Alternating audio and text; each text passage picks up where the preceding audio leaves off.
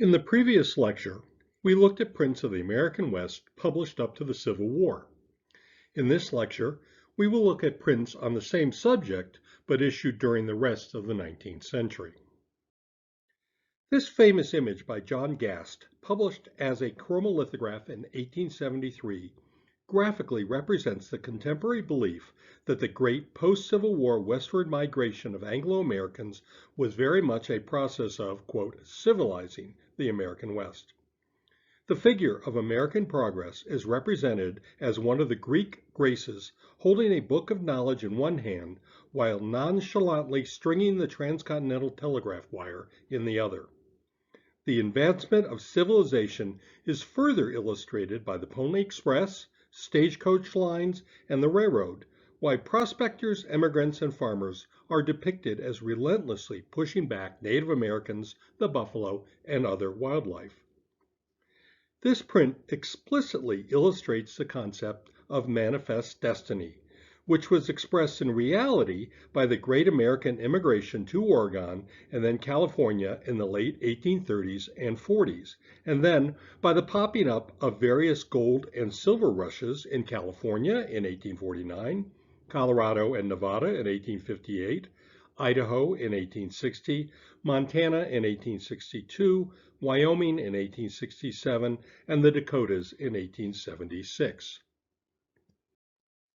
The post-Civil War period was when the West changed from being an undeveloped land, there to be passed through on the way to the West Coast, to being a destination in its own right, attracting its own settlers.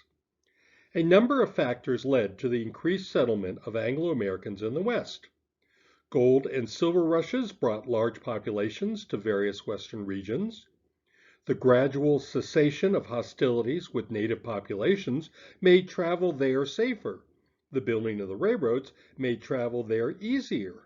Large numbers of at-loose ends veterans from the Civil War saw the West as a place for a new start, and the Homestead Act of 1862 gave hope to many for a home of their own.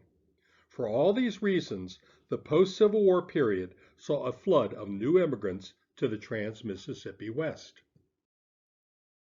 In the 1850s, Currier and Ives had issued the Western prints of A.F. Tate, depicting the conflict between the trappers and Indians as Anglo-Americans began to explore the possibilities of the West.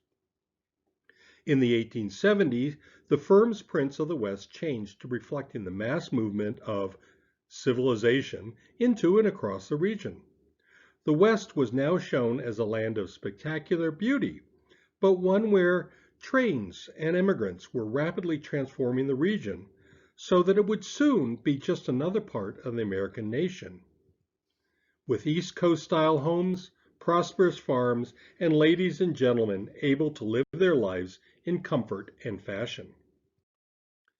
The settlement of the West after the Civil War coincided with the growth of the illustrated newspaper. These newspapers had appeared just before the war, and that conflict led them to becoming an important part of American society. The two largest were Harper's Weekly and Frank Leslie's illustrated newspaper, and their pages contained mostly original prints drawn by a large contingent of regular and supplemental artists.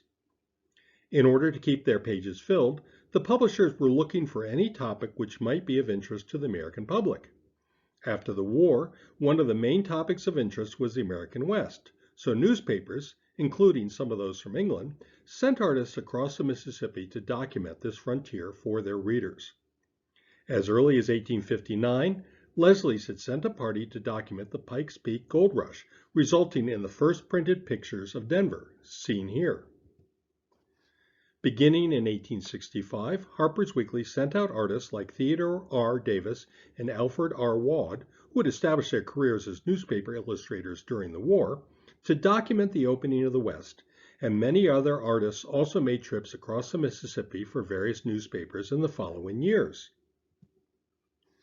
Just a few months after the Transcontinental Railroad was completed in 1869, Frank Leslie's illustrated newspaper sent an artist, Joseph Baker, from New York to San Francisco and back by train to document this new nation-changing transportation. 4 years later, Harper's Weekly sent out another of its Western expeditions, with the artists Paul Franzeni and Jules Tavernier covering much of the Trans-Mississippi West, with regular images sent back to New York. Later in the century, a whole new group of artists depicted the West for the newspapers, including, amongst others, Frederic Remington, Charles Graham, R. F. Zogbaum, and Thomas Moran. Not only were events and places of the West depicted in these newspapers, but the quotidian activities of the immigrants and settlers were also pictured, providing a rich contemporary, generally accurate, and unique collage of 19th century life in the American West. The illustrations covered every topic that might be of interest. For instance, the Indian conflicts, immigrants and the railroads, settlements, cowboys, and so forth. These newspaper illustrations comprise one of the most important bodies of graphic pictures in the American West in the 19th century, most of them being based on first-hand drawings and many showing topics not depicted elsewhere. Like the illustrations from the government reports, the fact that thousands were issued means that today they are relatively obtainable and inexpensive. It wasn't only illustrations issued in newspapers or government reports which documented the West in the later 19th century, for there were also prints which were issued as separate sheets, generally larger and more elaborate images intended primarily for display. We previously looked at a number of separately issued prints, such as those by Rainey, Miller, and Currier and Ives, but those were generic scenes, not pictures of specific locations. In the latter 19th century, there was a fairly large number of artists/printmakers making images of specific locations in the West issued as separate sheets. These prints were mostly produced on speculation, where the artist hoped to sell enough to cover their costs and then make a profit. They would usually try to build up a subscription list for their images, but this was not always possible, and many of these prints were financially unsuccessful.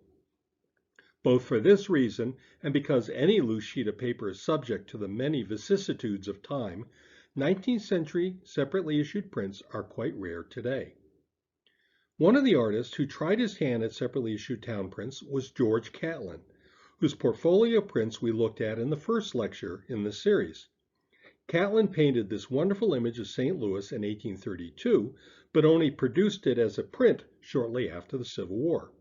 Its scarcity implies that Catlin was relatively unsuccessful in this venture. Most of the early separately issued prints of towns in the West were made of large settlements, such as St. Louis.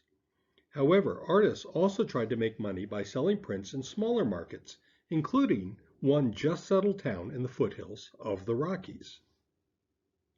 In July 1861, an artist from Chicago named John E. Dillingham came to Denver just a few years after it was founded. Dillingham produced a number of views of Colorado scenes, including this very rare 1862 lithograph of Denver. It is quite accurate, but not particularly visually wonderful. That, and the small market in Denver, probably meant that few were sold. Only a couple examples are known to exist today. One of the finest set of views of specific locations in the West are those of another artist who came to Colorado to document the new frontier shortly after the Pikes Peak Gold Rush. Alfred E. Matthews had produced lithographs of Civil War scenes, and after the war he moved to Denver to try his hand at producing Colorado views. At some point, Matthew decided to issue these prints in a portfolio called Pencil Sketches of Colorado. This included 36 lithograph views of various scenes around the territory, and the lithographs were sold both in the portfolio and as individual prints. Matthew's project of a portfolio of views was actually an unusual one for a Western subject. While a number of such volumes on Eastern cities had been done, Western locations were not as developed as those in the East, with much smaller populations and less money, so there just wasn't that much of a market for such an elaborate and expensive work. The scarcity of the Matthews set indicates it suffered from this. It seems that not many were sold, and few other portfolios of views of Western scenes were even attempted. Beginning in the 1870s, however, as the Western towns became more established and populations grew, a new style of documentary print appeared in relatively large numbers, that is, bird's eye views. Though based on street-level drawing, artists were able to extrapolate their images to create a panoramic scene showing a town or city from an elevated perspective. The economy of these prints was somewhat similar to those of the earlier town views. The printmakers worked hard to get subscribers for the prints, hoping to pay for the cost of the views before production even commenced. The printmakers would lobby local newspapers to get positive reviews, and they would also appeal to community pride, suggesting that if the folks just down the road paid to have their town pictured, surely the locals here would want one too. Another way printmakers were able to raise extra funds was by selling advertising in the prints. Local businesses could pay to make sure their shops were not only shown in the view, but were also named. And for an even larger payment, the business could be included in one of the vignettes, often added around the sides or in the title area. One of the reasons these prints were successful is because with the added revenue sources and an efficient process of production that the printmakers developed, publishers didn't have to sell a huge number in order to make a profit. It has been calculated that usually about 250 impressions were printed for each subject, and that was enough to keep the printmakers in business. However, if they got lucky, sometimes larger numbers were produced. For instance, in 1886, Fort Worth grocer Joseph H. Brown paid printmaker Henry Welg to produce a large quantity of his view of that city so that Brown could pass them out to his clients. As a result, over 1,000 copies were printed. You can see the advertising vignette for Brown's Grocery at the bottom of the print. Most of the bird's eye views were accurate, as was often attested to by locals and the local papers.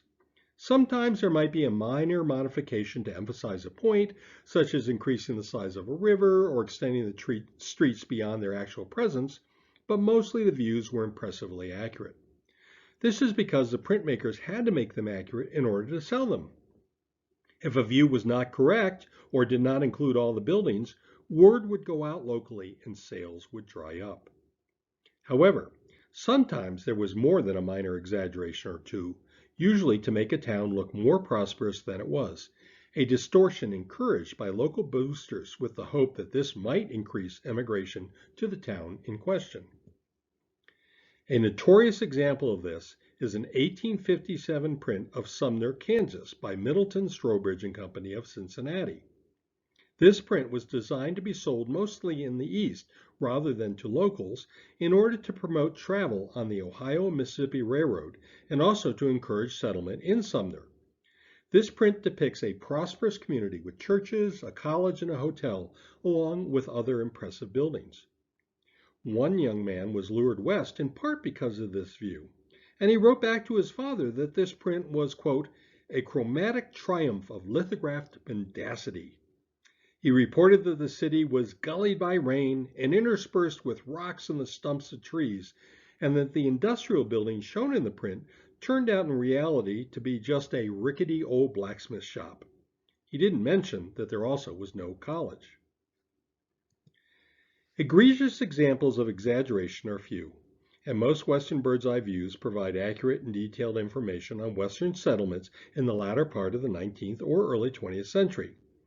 Not only are these bird's eye views important historically, but they are also highly decorative, making them among the most desirable and, of course, expensive Western prints. By the last quarter of the century, as the West became, quote, civilized, the focus of artists changed in terms of how they depicted the region. The Western landscape was no longer seen as an impediment to travel or development, but now as something sublime and unique to America. American artists wanted to show what was special about their country, and the physical magnificence of the West provided them with fabulous material. This period saw a new group of printed landscapes which were intended to convey the transcendent splendor of the unspoiled American wilderness. The first successful landscape artist to specialize in the West was Albert Bierstadt, who was instrumental in bringing the concept of nature as a sublime subject, an approach which had been developed by the artists of the Hudson River School before mid-century, from the East to the West. Bierstadt first traveled to the west with an 1859 military expedition from Fort Laramie to the Rockies, led by Colonel Frederick Lander. Bierstadt became enamored with the region, returning many times and thereafter specializing in western landscapes. Though completed back east, Bierstadt's canvases were primarily based on sketches he made on his various trips to the west. The first printed images after Bierstadt, based on drawings he made on the Lander expedition, appeared in Harper's Weekly as part of that paper's reporting on the Pikes Peak gold rush. In 1863, Bierstadt painted an impressive canvas of Lander's Peak in Wyoming, which he put on tour throughout New England. This was both to raise funds, but also so that Bierstadt could sell subscriptions to a large steel engraving which was produced after the painting in 1866. While Bierstadt asserted that the scene was of a specific place, it was actually a composite image based on a number of sketches he made during the Lander trip. Bierstadt himself admitted he wasn't as concerned with total accuracy as much as with the overall impression of his paintings. Interestingly, the print history of this image did not end with this engraving. The painting was purchased, along with another Bierstadt Western canvas, Storm in the Rocky Mountains, by James McHenry, an American railroad magnate living in London. In order to further promote himself and to make money, Bierstadt arranged with McHenry to have the paintings exhibited in Europe, and in 1869 he had them made into two magnificent chromolithographs by London printmaker Thomas MacLean. Some reports said that 20 stones were used to make these chromolithographs. Others said 30. But in any case, they are among the most impressive prints of the American West ever made. The same year these two prints were issued, an American printmaker, Louis Prang, published another fine chromolithograph entitled Sunset California Scenery, after a Bierstadt painting of Yosemite. Prang's main business was producing chromolithographs that looked, quote, just like paintings, so the general American public could afford fine art on their walls. Critics at the time said that this print of a western sunset was so good that people couldn't tell it from the original. It was even specifically recommended in Catherine Beecher and Harriet Beecher Stowe's American Woman's Home in 1869. As the notion of the West as an American wonderland of natural beauty gained wider acceptance with the public, Yosemite Valley became a particularly popular subject. So Prang produced another image of the valley the same year, this one after Thomas Hill. Hill was an English immigrant who moved to California from New England in 1862 because of his health. His painting of Yosemite was a great success, selling for the princely sum of $5,000. So impressed was Prang with the painting that he ordered a reduced version from Hill, which he turned into this print. The last of the great 19th century landscape painters to make prints of the West was Thomas Moran, another British immigrant. In 1871, Moran was sent as a correspondent artist for Scribner's magazine to accompany Ferdinand Hayden on his expedition to the Yellowstone. Moran's printed illustrations from this trip, which appeared in the Hayden Report as well as in Scribner's, along with some of his watercolors, were circulated around Congress and played an important part in having Yellowstone made into a national park in 1872. Moran continued to produce images for Scribner's, Harper's Weekly, as well as the so-called Art Journal of America, the Aldine. Such was Moran's renown that in 1874 the latter offered 2 chromolithographs after paintings by Moran as subscriber bonuses. One was of the White Mountains in New England and the other of the cliffs of the Green River, as shown here. The success of Moran, as well as the surge of interest by the American public in Yellowstone, led Prang to commission from Moran in 1875-76 a series of watercolors of the Yellowstone. Adding text by Hayden, Prang issued 15 lithographs in a portfolio entitled the Yellowstone National Park. He printed 1,000 copies, which sold for $60, and then destroyed the stones. These prints were a huge success, as evidenced by the portfolio even being purchased by John Ruskin, the preeminent British art critic of the day. These are clearly among the best and most desirable Western prints of the 19th century. There are really no American chromolithographs that are better, and few of equal quality. Now I'm going to cheat a bit and mention one print from the early 20th century, though one much in the tradition of those we have looked at hitherto. From the 1870s until his death in 1926, Thomas Moran continued to travel widely in the West, producing many paintings of the region.